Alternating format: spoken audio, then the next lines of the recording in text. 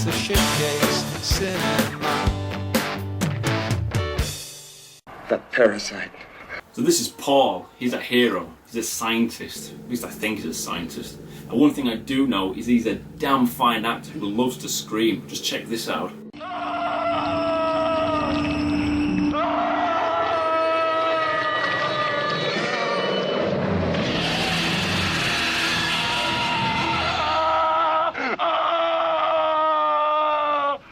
So anyway, the adventure starts with Paul walking into a diner where a woman is being attacked, so Paul saves her because he's a badass, and he's got a hand phaser. Just check that out. Although he doesn't manage to shoot the bad guys, to be fair, he may as well just be armed with a good solid club.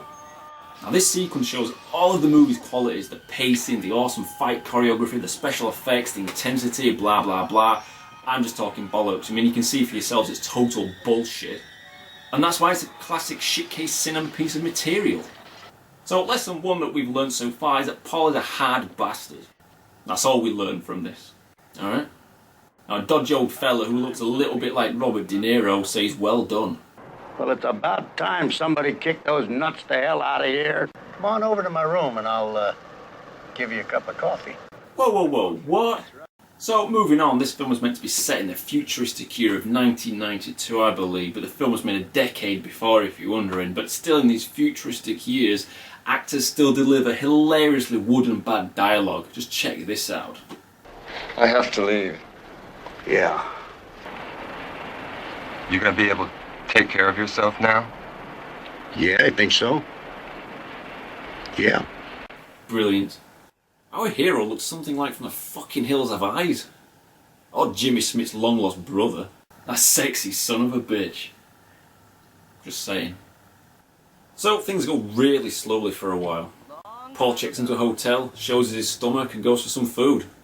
Now this may sound uneventful, but it's so poorly made it's actually worth watching. Well, all we got left these days, pal, is canned fruit, canned beer, and canned soup. What about those bottles of beer right next to you, you goon? What can I tell you? Demi Moore's in this. Oh yeah, but don't think that that will elevate this movie to some higher plane, because it doesn't. All her character brings to the movie is her love for lemons. That's it. That's like the entire development that the writers gave to her. You like lemons, work with it. You know? How do you work with that? Words fail me.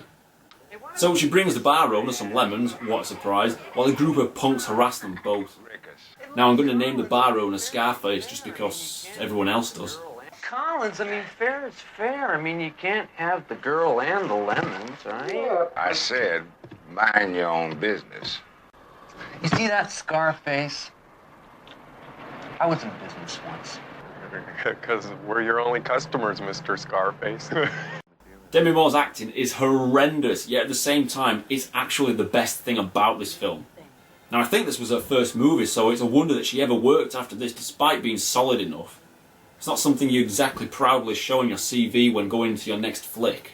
You got any experience? No? Well, don't worry, because we're going to give you a chance. As opposed to, you got any experience? Yeah, my debut went really well. Oh yeah? Tell me about it. Well, it's about some parasites that explode out of people's stomachs while I run around trying to sell my lemons with a bunch of talentless hacks. Get the fuck out of my office. But, you know, what do I know? The overall tone of the movie and its low-budget futuristic elements remind me a little bit of that classic gem I reviewed about a year and a half ago called Death Run. It's a good review, that. One of my personal favourites, I think. So, Paul gets beaten up by the group of thieving bastard jippos and Demi Moore makes him lemon tea. She's really not getting the lemons angle to work for a character trait. Meanwhile, there's some geezer cruising around in his sleek machine. Just check that out. Reminds me a bit of the car from Knight Rider. Maybe Hasselhoff is inside. Now that would be cool.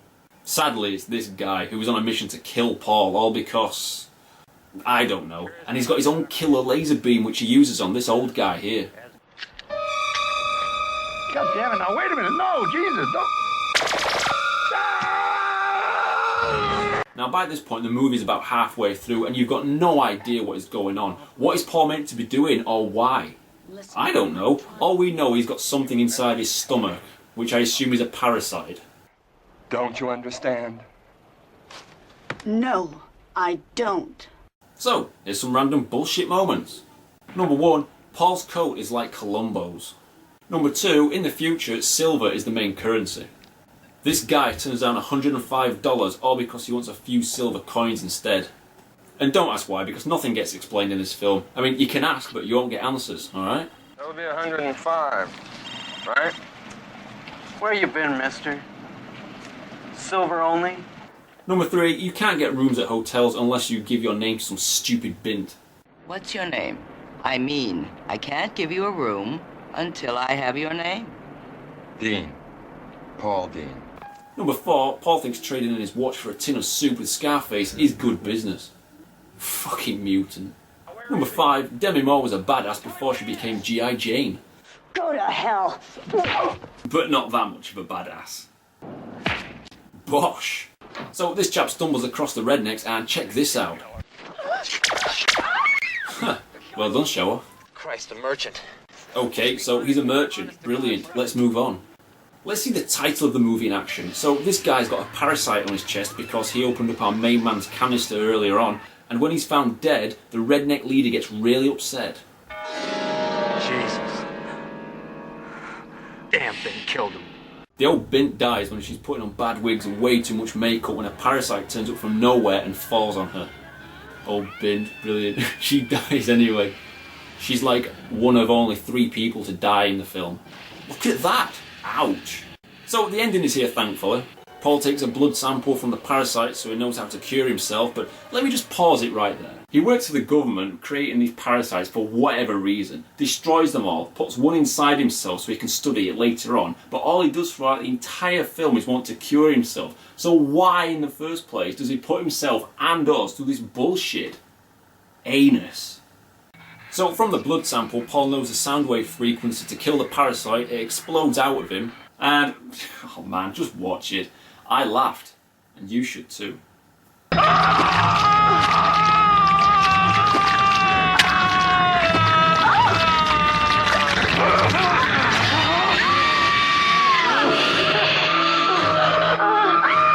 Paul fights the merchant despite having a gaping hole in his stomach. I swear he's like a weed, he never dies.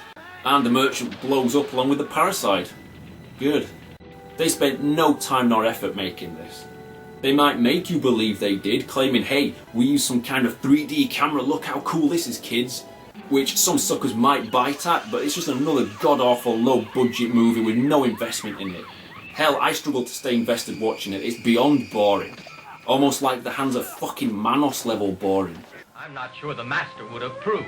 Yet at the same time, films as poor are actually entertaining in some strange otherworldly way. I enjoy them as opposed to deliberately badly made films, aka the nonsense that the Asylum churn out, or even conveyor belt, soulless, big budget blockbusters.